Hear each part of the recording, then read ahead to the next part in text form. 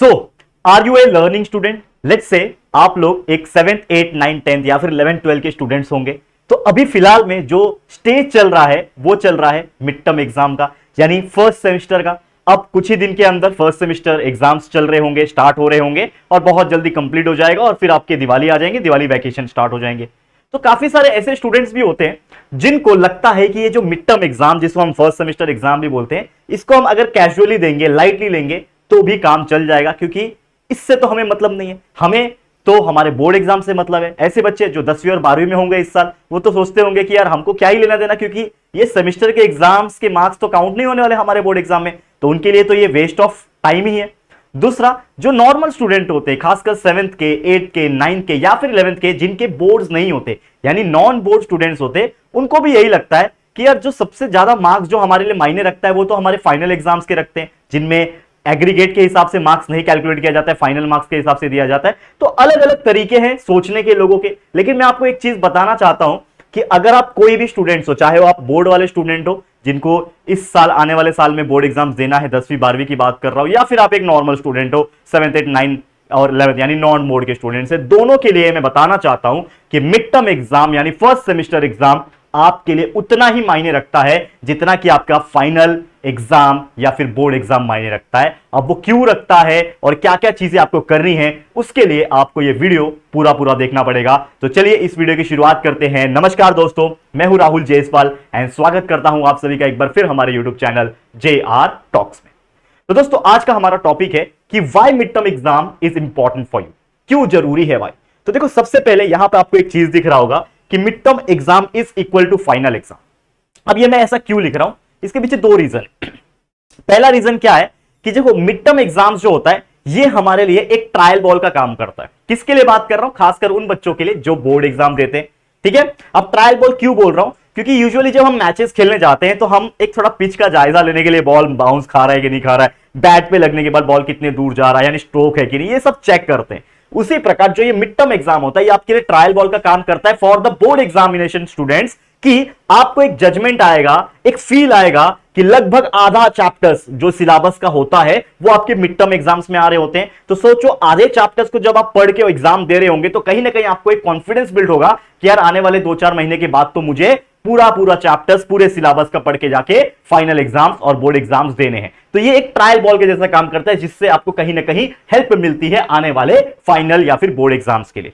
अब दूसरा, जो हमारे नॉन बोर्ड के स्टूडेंट्स होते हैं उनके लिए भी ये mid term exams final exams के बराबर क्यों है? क्योंकि यार सीधी सी बात है, अगर आपका मिड टर्म एग्जाम्स अच्छा नहीं जा रहा है या फिर आप मिड टर्म एग्जाम्स के लिए उतने सीरियस नहीं हो जितना कि होना चाहिए, तो बाई चांस आपका मिड टर्म एग्जाम अगर खराब होता है तो कहीं ना कहीं आप खुद लैग कर रहे हो और कहीं ना कहीं आप खुद रिस्पॉन्सिबल हो कि आपके मार्क्स कम आ रहे हैं। और जो बच्चे हमेशा रोते रहते हैं कि सर हमारे तो मार्क्स कम आते हैं, हम इतना मेहनत करते हैं, वो करते हैं, फलाना ढिमकाना जो भी होता है, बच्चे, ये आप लोग की रिस्पॉन्सिबिलिटी है कि that you have to stay consistent in all your examination. ऐसा ना हो कि मिड टर्म एग्जाम में आप 20% मार्क्स निकाल रहे हो, 50%, 60% मार्क्स निकाल रहे हो और आप सोचोगे कि मैं तो ज्यादा मेहनत करूंगा फाइनल्स में। तो ऐसा हो सकता है कि भाई मिड टर्म में भी लटक जाओगे और फाइनल्स में भी लटक जाओगे। तो in order to stay consistent, आप अपने आप को प्रूफ करने के लिए आपको दोनों ही एग्जाम्स में इक्वल अच्छे परसेंटेज ऑफ मार्क्स स्कोर करने पड़ेंगे, जिसके लिए आपको अभी से ही हार्डवर्क करना पड़ेगा। अब देखो, ये जो समय आ गया है ये एक ऐसा समय है जिसमें आपको हार्डवर्क तो करना ही है, लेकिन साथ साथ अपने रिविजन्स करने हैं।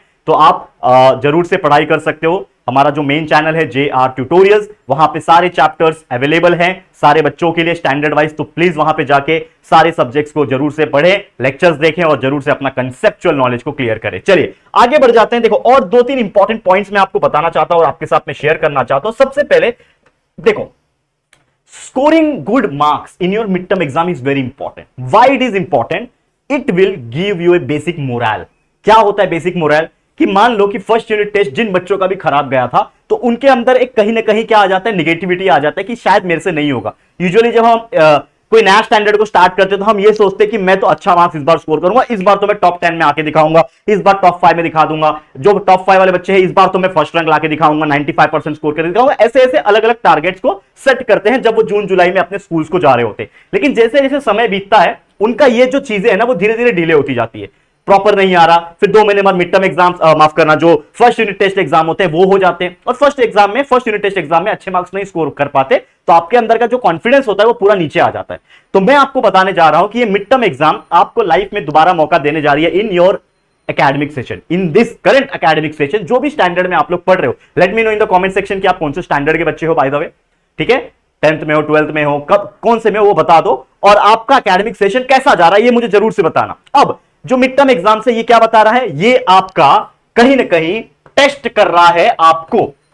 क्या टेस्ट कर रहा है कि आप अभी कितने पानी में हो, यानी आपका प्रिपरेशन अभी कितना अच्छे से हो गया है या फिर नहीं हुआ है, ये सब चीज आपका मिड टर्म एग्जाम जज करेगा। अब क्या होता है कि जैसे मैंने बोला कि फर्स्ट यूनिट टेस्ट आपका खराब हुआ, तो कहीं ना कहीं इसको इंप्रूव करने के लिए मिड टर्म एग्जाम आपके लिए एक अपॉर्चुनिटी है कि जो गलती आपने फर्स्ट टर्म में की उसको सही करने का, रेक्टिफाई करके करेक्ट करने का मौका देने जा रहा है आपका फर्स्ट सेमेस्टर एग्जाम यानी मिड टर्म एग्जाम। अब मुझे एक बात बताओ, आपको मैं 2 ऑप्शन देता हूं, ठीक है, 2 ऑप्शन क्या है वो। अब मान लो कि कोई बच्चा ऐसा है जो मिड टर्म एग्जाम में फेल हो गया और फाइनल एग्जाम में 90% लाया, ये पहला बच्चा है। दूसरा बच्चा यह है कि जिसने मिड टर्म एग्जाम में 85% मार्क्स निकाले और फाइनल एग्जाम में भी लगभग 85% के आसपास मार्क्स निकाल रहा है, 1-2% ऊपर नीचे कर लेना।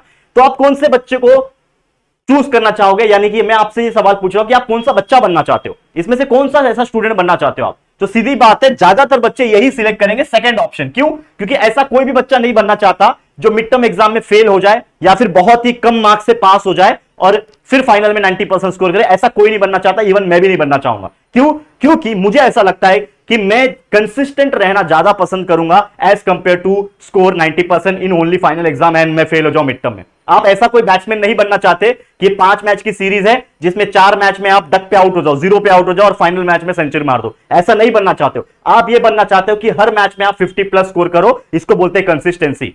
आप ऐसे बैट्समैन बनना पसंद करोगे। तो अगेन मैं ये चीज के एग्जांपल से आपको बताना चाहता हूं कि आपको इस प्रकार से पढ़ना है कि आपका स्टडी कंसिस्टेंट रहे और आपके मार्क्स भी इक्वली कंसिस्टेंट रहे, और ये आपका क्या बन जाएगा, एक हैबिट बन जाएगा। ये मैं क्यों बता रहा हूं आपको, क्योंकि जो देखो मैं आपको एक चीज बताता हूं, ये चीज आपको क्या सिखाती है, ये चीज आपको सिखाती है टू स्टे कंसिस्टेंट।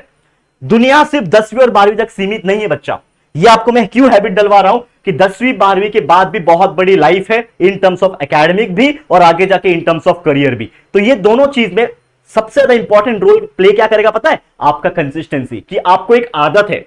जैसे बहुत सारे स्टूडेंट को मैंने देखा है, मैं खुद वैसा था और मैंने भी बहुत सारे मेरे खुद के स्टूडेंट देखे हैं जो पिछले 6, 7, 8 साल से मैं जो मैं पढ़ाया जा रहा हूं, मैंने देखा है कुछ वैसे बच्चे ऐसे होते हैं जिनको जीतने की आदत लग जाती है। उनको पता है कि मुझे करना क्या है। ऐसा नहीं कि चल आज आराम कर लेता हूं कल से पढ़ूंगा, ऐसा नहीं। उनको पढ़ना है, डेली 2 घंटा पढ़ेंगे लेकिन पढ़ेंगे जरूर, ठीक है। तो ये चीज आपको करना है, और खासकर ऐसे स्टूडेंट जो बोर्ड एग्जाम जिनको देना है उनको तो मैं बोलना चाहता हूं कि आप अभी से एक्स्ट्रा हार्डवर्क करना, मिड टर्म एग्जाम को इस प्रकार से स्ट्रॉन्ग कर लेना, अच्छे से अच्छे मार्क्स लाने की कोशिश करना, ताकि अभी से ही लगभग मोर देन 50% ऑफ सिलेबस आपने पढ़ लिया होगा। तो 2-3 महीने जब बचेंगे उसमें आप फुल फ्लेज रिवीजन करके अच्छे से पढ़ाई करके फाइनल एग्जाम्स यानी जो बोर्ड एग्जाम्स आपके फरवरी मंथ में जो होने वाले हैं इस साल 10वीं के और 12वीं के, वो आप लोग अच्छे तरीके से पढ़ के फोड़ दे, अच्छे से अच्छा मार्क्स स्कोर करे। तो ये एक एडवांटेज हो सकता है अगर यही जो मौका है अभी से ही आप अगर उस रेस में लग जाओगे और एक्स्ट्रा हार्डवर्क करने के लिए तैयार हो जाओगे।